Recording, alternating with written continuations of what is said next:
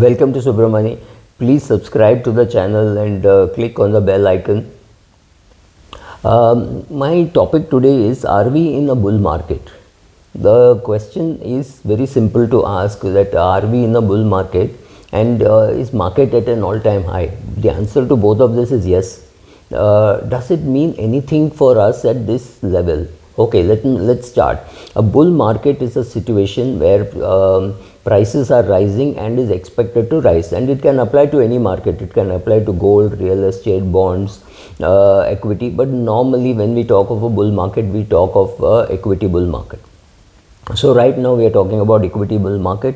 We are in December 2024, and yes, we entered the bull market maybe sometime in late 2020, and after that we have seen a big jump in the indices.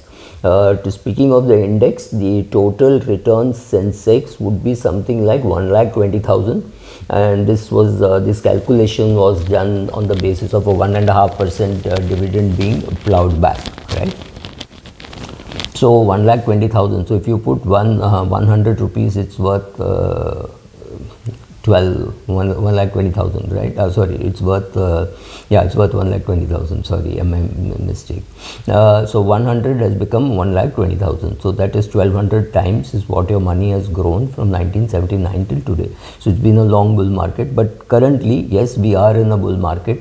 Markets, the share prices are going up continuously and is expected to go up, because the assumption is nothing will happen to the world. The same people who are in power will continue for another 5 years and maybe another 10 years. So therefore, this is again India shining. So nothing will go wrong. So the market is at 70,000 today. It will go to 1,40,000 in a matter of 5 years or whatever, and that's what is going to happen. That's the feeling. So are we in a bull market? Answer is yes. What should we do about being in the bull market? That's a completely different answer.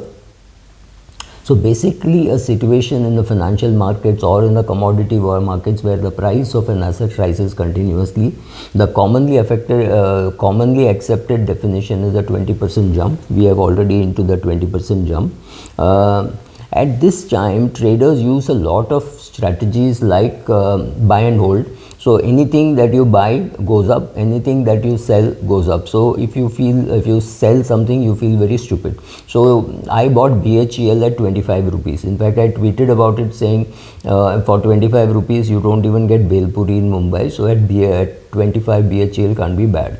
At 135, I thought this is more than enough. I got a 5-bagger plus.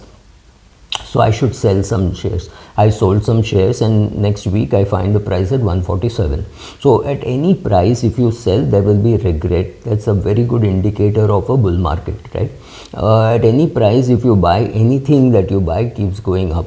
So one more thing which you have to remember is, in a bull market, each person talks up his market. So you speak to a pharma analyst and he's going to tell you pharma is going to do very well. You speak to a large cap fund manager and he'll say the risk reward ratio in case of large cap is better than that of mid cap and small cap. The small cap or a micro cap fund manager will tell you this is not a bad position at all to be in. We are not at our all-time highs, but since the market is little high, you should look at a 15-year SIP. Nobody is saying don't invest. Everybody is saying invest, which means we are in a bull market, because even if you were to ask me at 70,000 Sensex what to do, should I invest? The answer is, I don't know what you're asking beyond just you're asking me this. If you are going to sell it in 2060 or 2050, obviously you should be buying today. If you want to sell in 2025, I have no clue whether you should be putting even 1 rupee in the equity market. And the market could go from 70,000 to 80,000 in 2025 and make me look foolish. But the chances are, if you ask me for my advice and you're going to listen to me, the answer is I would not put my money into equity if I wanted it in 2024, 2025. Or maybe even in 2026. I will not put my money, even 1 rupee, in equity if I want it within such a short period. But I can also assure you, within such a short period, the Sensex could reach 100,000 as a price only movement, right? So maybe 1,60,000, 1,70,000 on a dividend TRI basis.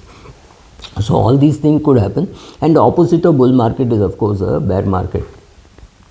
Bull markets are characterized by optimism. Like all of us today are saying, oh, this is the PSU, this is hardly a price to be selling. Hindustan Aeronautics is going to do extremely well. In fact, the Prime Minister stood in the floor of the house and said Hindustan Aeronautics is going to do very well, right? And there was one leader of opposition, leader of the same party who went to Chhattisgarh and said, don't worry, we will not sell the NMDC steel plant. But the share price went down from I think 57, 58 to 41. Now it's back to 52, which means the plant is going to be sold, or whatever way you wish to interpret it, right? There is no specific yardstick to say when the bull market starts. Only in retrospect you can say when it started and when it is going to end. But largely you know it has ended. You don't know when it is going to end. The problem is many of us don't like to take money off the market. For example, if you go through your portfolio and on the right side you have the returns that you've got, and there's one small cap fund where you've got 35%, right? You put in the next amount, maybe you put in 3 lakhs and it has become 6 lakhs, right? There is absolutely no harm in taking 1 lakh out of that small cap fund and putting into a large cap fund if you think that the PE of the large cap fund today is more attractive than the PE of the small cap fund. But continue your SIP, right? So once in a while, taking money off the market is important in a bull market, because a bull market is going to make you look foolish for everything that you do. Anything you bought something for 100 bucks, sold it off at 120, then suddenly you will find the price at 160 after 2 weeks or 3 weeks. It is not about the 40 rupees that you lost. You should be happy about the 20 rupees that you gained, right? How to deal with a bull market, I think I'll talk about it separately. This is more like what is a bull market and are we in a bull market? Yes, we are in a bull market, and I think we will be in a bull market unless BJP does some absolute blunder. And this is an election for BJP to lose. It's not for the other Indy alliance to win. It is for BJP to lose. BJP cannot lose if they don't do anything foolish, right? It's as simple as that. So the market euphoria, including the elections, etc., is built up. So let us say, for example, the market goes up another 5%. So the 70,000 Sensex becomes 73, 74,000 by the time we hit the election results. There's a good chance that people will say, now there is nothing to look forward to, let's sell. So don't be surprised if the market falls after Mr. Modi is re-elected, assuming that. If Mr. Modi is not re-elected, be ready for a 20-30% kind of a correction.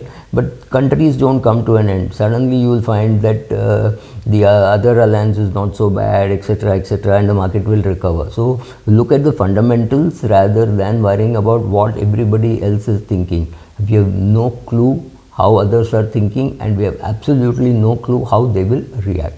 Thank you.